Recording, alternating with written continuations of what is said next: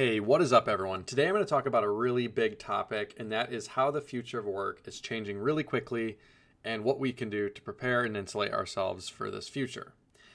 So, as many of you are aware, AI, robotics, and a lot of things surrounding big data, it's changing the ways in which we work in this day and age. It's interesting because I remember there used to be, back when I first started my career, there used to be people that would process invoices or process purchase orders. And now we have robots or robotic process automation doing those activities. And I just think that a lot of the low-level tasks you see around you, whether that's being, a scheduler or an organizer or reviewing invoices or reviewing purchase orders or very simple things like that, that kind of work will eventually go away. We're going to start to see things shift more into a strategic element. And one of the things about this is I think change and disruption is good, but I also think there's going to be a period in time in which there will be a lot of people out of work and a lot of people struggling to find a job because, technology is moving at an exponential rate, especially now with this AI innovation we're seeing. So I think, another thing we're going to start to see is we're going to start to see more remote work. And I know we kind of saw a situation where work would happen in the office up until about 2020. Then it happened a few years due to the cerveza sickness at home. And now employers are trying to bring their workers back into the office. Now, the thing about this is I can actually see this kind of going back and forth over the next decade. And eventually people be able to work at home more. It's one of those things where, the jobs in this environment, they're going to move away from the tactical tasks. If it is something that can be easily done by a robot or by AI or an AI agent, or even robotic process automation, those tasks will be automated away. So what does this mean? And how can you prepare yourself? So we're going to see high skill jobs continue to increase. This is very interesting to think about. So medium to low skill jobs will decrease, high skill jobs will increase. And the question is, okay, how can I get one of these high skill jobs? Because these low skill jobs, I don't want to be on the side of that because they're going to go away.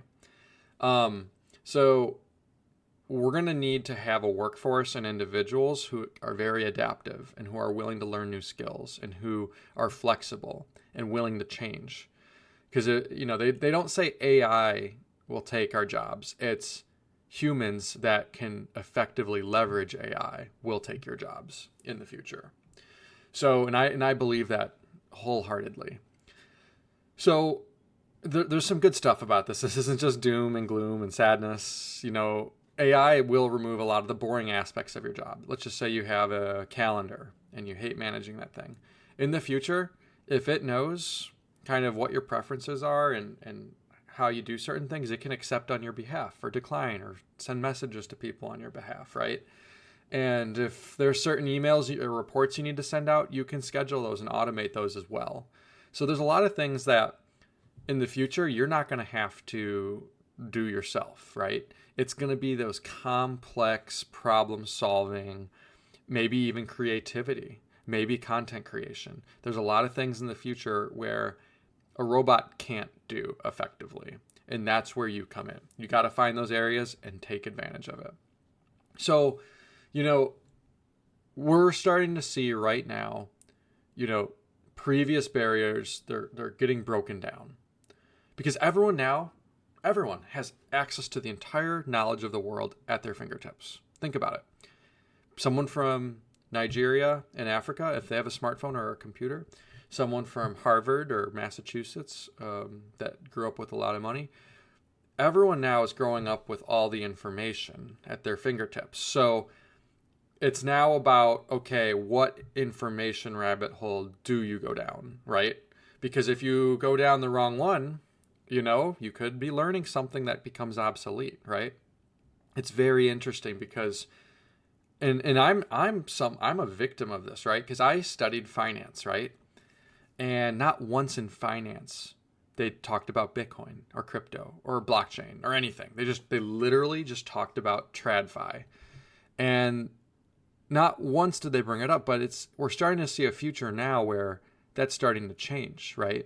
Where this is going to become a core part of many people's educational upbringing when they're studying finance and at university. So I think things are drastically changing, and I think we're living in a future that's changing so fast. Getting a 4-year degree, it almost isn't worth the investment, right? I mean, but whatever you learn now, it could be gone in 4 years, right? And that's not to say that you can't learn the foundation of certain things, but be careful of which skills and tools and crafts you learn, because things are moving extremely fast right now. And I think the coolest part about this future is, we're going to start to see gig work grow and contract work grow. Now, I know that the unfortunate part about that is if gig and contract work grow, full-time positions will decrease. I think there's a degree of truth to that, but let's be honest. There's so much full-time bloat in today's corporate world. I know rent seekers that literally just they work 2 to 3 hours, they make $250K, and they don't even know how to work a simple Excel document, and they go home. And I think this kind of organizational bloat will go away in the future. I just don't see how it's efficient. It's not good for the bottom line. They don't add a lot of value. They're just connected people that they're essentially just taking advantage of the current system and the brokenness of it. So I do think things like this will tend to trend away and go away in the future. And so I think that right there is quite telling. And gig and contract work, you set the contract or the gig work just for the job, just for the gig that you have in front of you. You don't just keep someone on staff just to, be a pencil pusher and do some bureaucratic work. No, you're going to hire someone for the value they're going to add, and then once when the contract's over, they're done, right? And it's going to be more effective to the bottom line. It'll be more pointed, and it'll be better for both the individual with the flexibility standpoint, but also the company, because they're not, overpaying for, some person that doesn't add a lot of value, right? So I think we're going to see this trend continue. So I think it's important to build those nest eggs and build that capital reserve for a future where this happens, right? Now, the future companies, I think we're going to see tap into global talent. You're going to be able to get the best skills at your fingertips. And I'm kind of seeing it right now where I'm at. I have some excellent teammates here in the United States that do a phenomenal job at what they do. I mean, these guys are excellent. But you want to know what? And I'm not talking bad about anything, but I'm saying there's talent in India who works for 1/10 of the cost and works way more hours. They're even a little bit better. They speak excellent English, and they can do the job just as well. And I'm not kidding when I say this. I see it every day.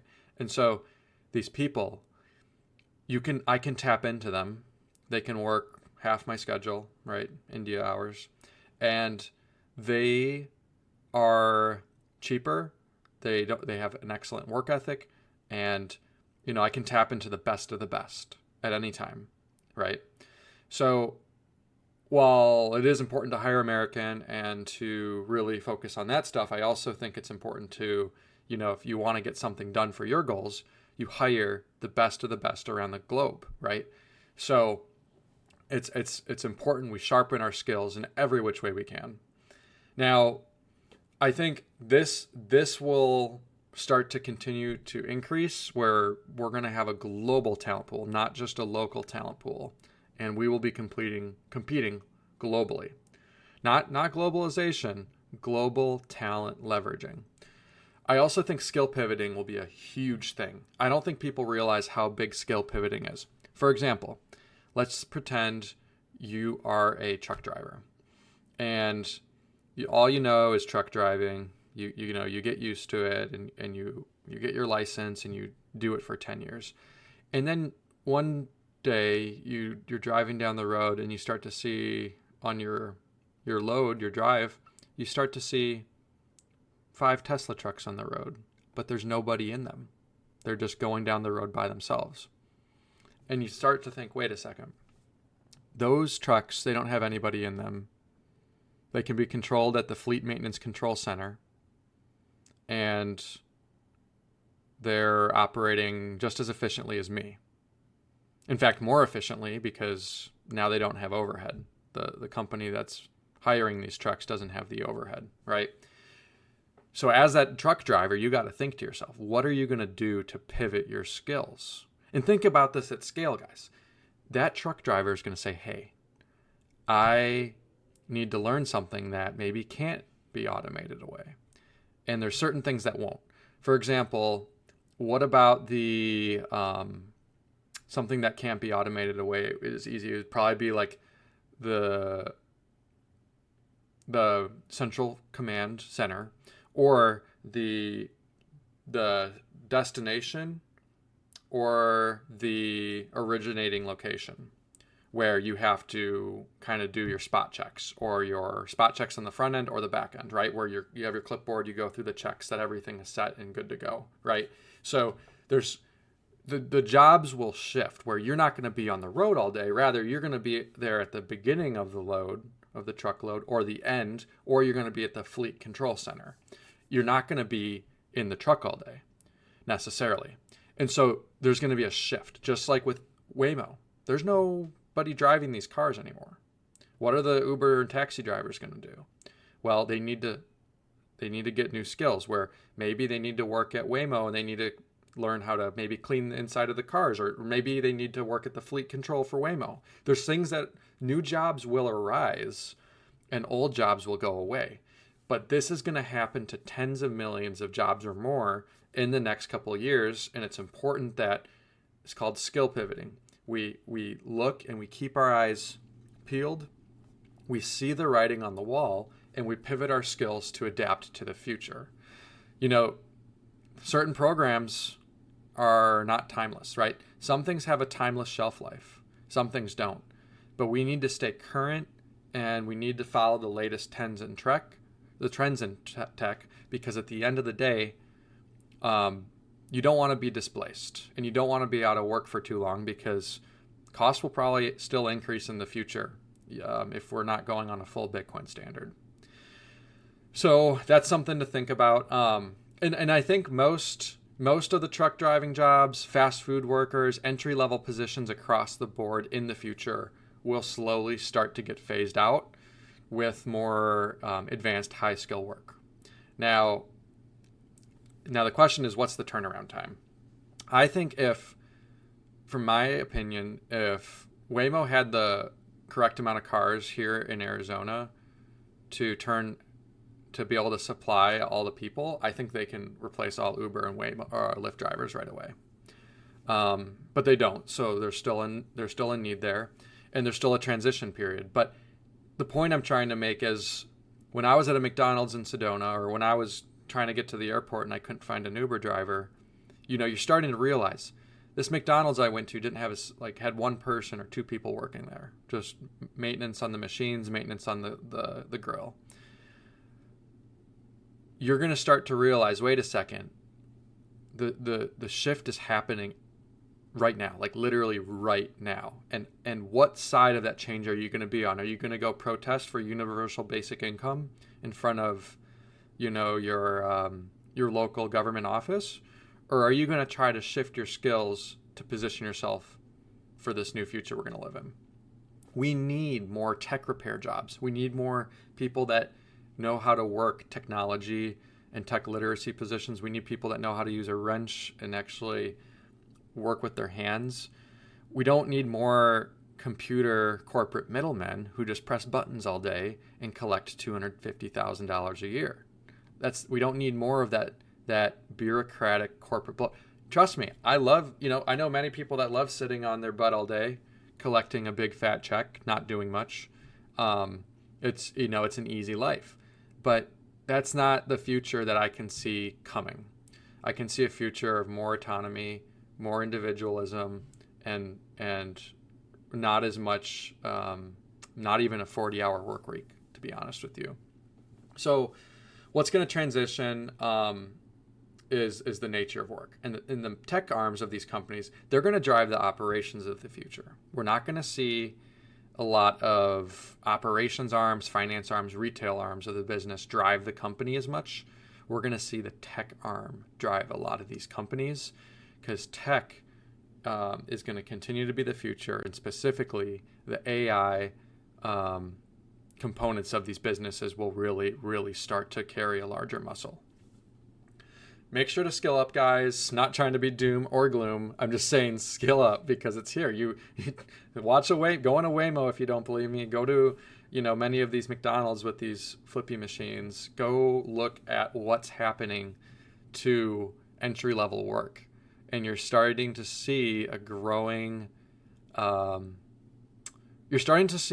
wealth inequality, but you're also starting to see growing tech advancement to the level in which we've never seen before. So make sure to focus on CI, continuous improvement. Make sure to focus on continuously learning, and always, always, always ask questions, and always be sure to remain on top of your game, because the future of work is changing fast, and you guys got to be prepared for it, just like myself. And what I'm doing is I'm continuously learning on Udemy. I'm continuously trying to make sure that I am putting my ladder against the right building so that I'm insulated in this future. And of course, most importantly, I'm always trying to stack more sats, as at the end of the day, I think Bitcoin will be one of the future monies that will take over the world. Anyways, guys, if you like this podcast, be sure to share it, like it, comment, rate, subscribe, and I will be sure to see you guys in the next one.